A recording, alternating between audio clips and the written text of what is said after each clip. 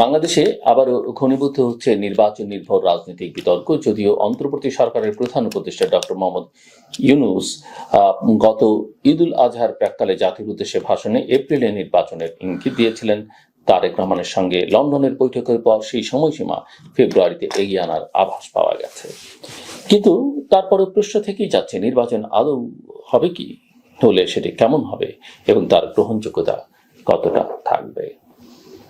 বলে রাখা ভালো, আমাকে অনেকেই এই বিষয় নিয়ে কথা বললে একটু অসন্তুষ্ট হন, বিশেষ করে বিএনপি নেতারাও অসন্তুষ্ট হন, কর্মীরাও অসন্তুষ্ট হন যে আমি যখন তারা ফেব্রুয়ারিতে নির্বাচনকে প্রায় ঈদের আনন্দে পরিণত করেছেন, সেখানে আমি কেন মনে করছি যে ফেব্রুয়ারিতে নির্বাচন হবে না। আমি মনে প্রাণে বিশ্বাস করি এখন পর্যন্ত আজ অব্দি পরিস্থিতি যা, রাজনীতিতে শেষ কথা বলে কিছু নেই, ডিসেম্বরের মধ্যে নির্বাচন না হলে নির্বাচনটা হবে না, অন্তত আগামী 2-3 বছরের মধ্যে না। বিএনপি এখানে ট্র্যাপড হয়েছে। পেছনের ভেতরের গল্প আমরা অনেকেই জানি, আপনারাও হয়তো অনেকে জানেন, নাও জানতে পারেন। যেমন বিএনপি ডিসেম্বর থেকে হঠাৎ করে ফেব্রুয়ারিতে গেল, যেমন যে ব্যক্তির পদত্যাগ দাবি করছে বিএনপি সেই ব্যক্তির সঙ্গে মিটিং করলো, যেমন ফেব্রুয়ারিতে নির্বাচন বিএনপির চাওয়া, সরকার ফেব্রুয়ারিতে নির্বাচন দিবে কথা একবারও বলেনি, যৌথ ঘোষণায়ও বলেনি, বলেছে হতে পারে শর্ত সাপেক্ষে। শর্তগুলো কি? নির্বাচনের সকল প্রস্তুতি শেষ হতে হবে। প্রস্তুতি শেষ হতে কতদিন সময় লাগে? বলা হয়েছে পর্যাপ্ত অগ্রগতি যদি হয় সংস্কার আর বিচারের। এই পর্যাপ্ত অগ্রগতি মানেটা কি? 10 মাসে মাত্র একটি মামলার চার্জশিট হয়েছে, একটি সংস্কারের কিছুই হয়নি এখনো পর্যন্ত। এবং আমি আপনাদের বলেছিলাম যে বিএনপি জাতীয় স্থায়ী কমিটির সভায় আমি যতদূর জানি, আমার সোর্স যা বলে, একজন মিস্টার সালাউদ্দিন আহমেদ বাদে বাকি সবাই এই ফেব্রুয়ারির উৎসাহীনত ছিলেন। সালাউদ্দিন আহমেদ ডিসেম্বরের মধ্যে নির্বাচনের ব্যাপারে অনড় ছিলেন বলে আমি জানি। যাই হোক, গণতন্ত্র সংখ্যাগরিষ্ঠের মতের ভিত্তিতে মিস্টার তারেক রহমান, তার মনে কি ছিল আমি জানি না, তিনি সকলের সিদ্ধান্ত মেনে নিয়ে ফেব্রুয়ারিতে নির্বাচনের প্রস্তাবটা রেখেছেন। ফলাফল কি হবে? সাফার হয়তো তাদের অনুকূলে না গেলে তারা করবেন, দেশও করবে।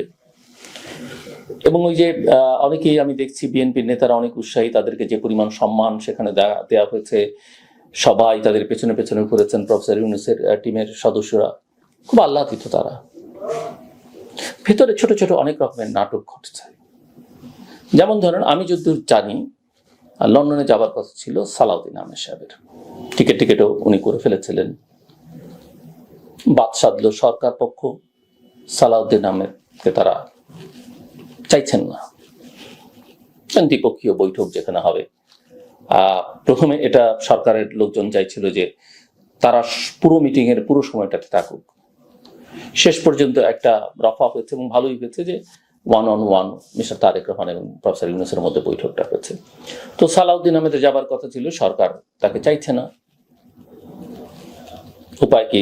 তার পরিবর্তে আরেকজন নেতা গেলেন এবং ওই যে সরকারের চাওয়া মানল বিএনপি, তার পুরস্কার হিসেবে বিএনপিকে ডক্টর খলিলকে হজম করতে হলো। ডক্টর খলিলুর রহমান জাতীয় নিরাপত্তা উপদেষ্টা, তার পদত্যাগ চান বিএনপি, কিন্তু তার সঙ্গে আবার বৈঠক, পাশাপাশি প্রেস কনফারেন্স, এইসব বিএনপিকে করতে হলো। আমি যেটা জানি, বরাবর লক্ষ্য করেছি, সেটা হচ্ছে যে বিএনপি নেতৃত্বের প্রতি, এমনকি বিএনপির প্রধান নেতৃত্বের প্রতিও প্রফেসর মোহাম্মদ ইউনূসের কোনো শ্রদ্ধাবোধ কখনোই ছিল না।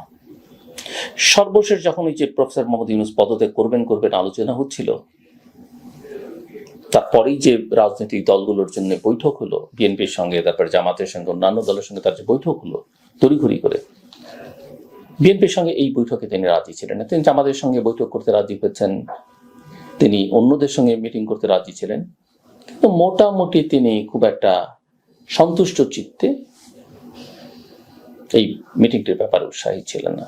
তার পারিষদ বর্গের কাছাকাছি মানুষজনের কিছুটা চাপে পড়ে তিনি শেষ পর্যন্ত এই বৈঠকটিতে বসেন।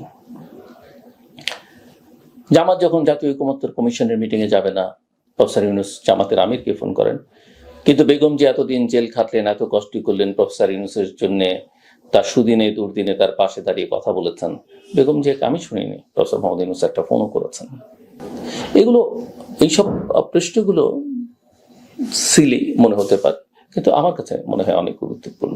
যাই হোক, এই যে প্রশ্নগুলোর জন্ম হয়েছে নির্দিষ্ট কিছু ঘটনার পটভূমিতে। ডক্টর ইউনূসের সরকারের নিরপেক্ষতা নিয়ে শুরু থেকেই সন্দেহ পোষণ করেছে বিএনপি, বিশেষ করে ইশরাক হোসেনের মেয়র হিসেবে শপথ না নেওয়ার ঘটনাকে কেন্দ্র করে।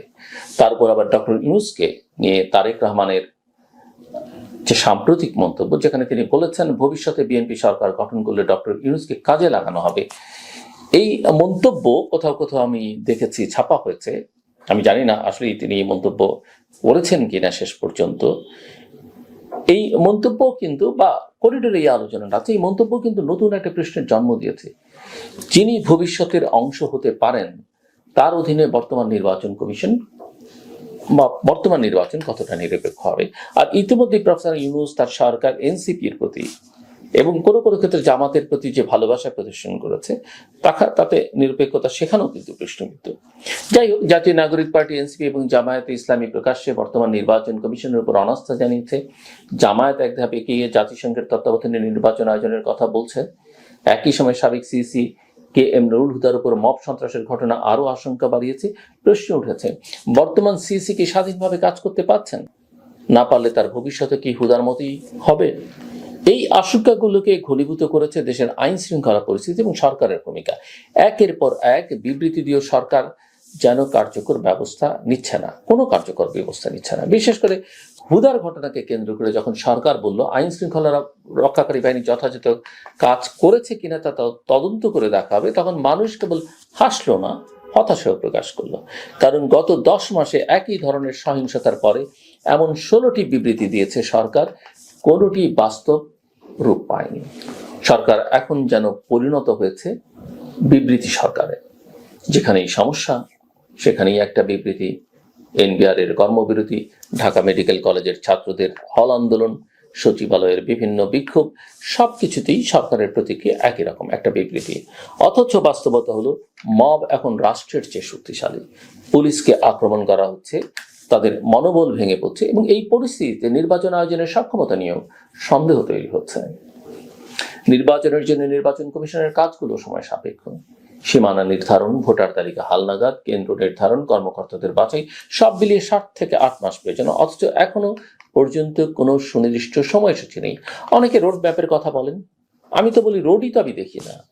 রোডের ম্যাপ তো অনেক পরের কথা, আগে তো রোডটা থাকতে হবে। জাতীয় ঐকমত্য কমিশনের বৈঠক হচ্ছে নিয়মিত, কিন্তু সেখানে কোনো দৃশ্যমান অগ্রগতি নেই। সরকার বলছে জুলাই সনদ না পাওয়া পর্যন্ত কিচ্ছু বলা যাবে না, কিন্তু জনগণের প্রশ্ন, জুলাই সনদের সঙ্গে নির্বাচনের তারিখ ঘোষণার বিরোধ কোথায়?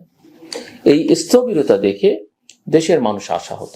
সরকারের প্রায় সব সদস্যই বেসরকারি উন্নয়ন সংস্থার পটভূমি থেকে আসা। তারা কথা বলেন বেশি, কাজ করেন কম। কখন সরকারও যেন এনজিও স্টাইলে চলছে, কখনো কখনো সেটাই মনে হয়। অথচ এই সরকার এসেছে জনগণের অভ্যুত্থানের মধ্য দিয়ে। জনগণ তাদের উপর আস্থা রেখেছিল, কিন্তু এখন সেই আস্থা ক্ষয়ে যাচ্ছে। সরকারকে বুঝতে হবে শুধুমাত্র বিবৃতি দিয়ে রাজনীতি করা যায় না। একদিকে যেমন জাতীয় ঐকমত্য আলোচনাকে গুরুত্ব দিতে হবে, তেমনি অন্যদিকে একটা সুনির্দিষ্ট নির্বাচনী রোডম্যাপ ঘোষণা করা জরুরি। এই মুহূর্তে জাতির প্রত্যাশা দুটো, একটা নির্দিষ্ট তারিখ এবং জনগণের দাবির বাস্তব ভিত্তিক সমাধান। এই প্রেক্ষাপটে আন্তর্জাতিক পর্যবেক্ষণ উপেক্ষণীয় নয়। সম্প্রতি মালয়েশিয়ার প্রাক্তন প্রধানমন্ত্রী মাহাথির মোহাম্মদ বাংলাদেশের রাজনৈতিক অবস্থান নিয়ে কিছু প্রশ্ন তুলেছেন। ইউনূসকে তিনি প্রশংসা করল, বাংলাদেশের গণতন্ত্রের ভবিষ্যৎ নিয়ে তার আশাবাদ সীমিত। তিনি বলেন, শেখ হাসিনাকে হঠাৎ ঐক্য ছিল, কিন্তু এরপর কি ধরনের সরকার হবে সে বিষয়ে কোনো ঐক্য নেই। এই অভ্যন্তরীণ দ্বন্দ্বই বড় সংকটের উৎস। ইউনূসের আসিয়ান সদস্যপদ অর্জনের আকাঙ্ক্ষা নিয়ে মাহাথির সংশয় প্রকাশ করেছেন। তার মতে ভৌগোলিক কারণে বাংলাদেশ আসিয়ানের মূল সদস্য হতে পারবে না, যদিও ডায়ালগ পার্টনার বা অবজারভার হিসেবে সুযোগ থাকতে পারে। এছাড়া রোহিঙ্গা সংকট নিয়ে মাহাথিরের মতামত জটিল বাস্তবতাকেই প্রতিফলিত করে। তিনি বলেন, বাংলাদেশের ঘনিষ্ঠতা ও ভৌগোলিক অবস্থান রোহিঙ্গা আশ্রয়ের প্রধান কারণ। সব মিলিয়ে বাংলাদেশের রাজনীতি এখন এক ত্রিমাত্রিক সংকটে। ভবিষ্যৎ নির্বাচন, সুশাসনের অনুপস্থিতি এবং আন্তর্জাতিক আস্থা সংকট।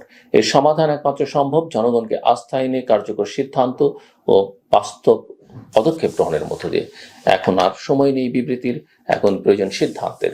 সিদ্ধান্তহীনতা শুধু সরকারের গ্রহণযোগ্যতা নয়, দেশের ভবিষ্যৎকেও সংকটে ফেলতে পারে। শেষ করবার আগে বলি, পূর্বার অভ্যাস করে তুলুন। প্রতিদিন অন্তত, আমি এর আগেও বলেছি, 30 মিনিট পড়ুন, বই পড়ুন।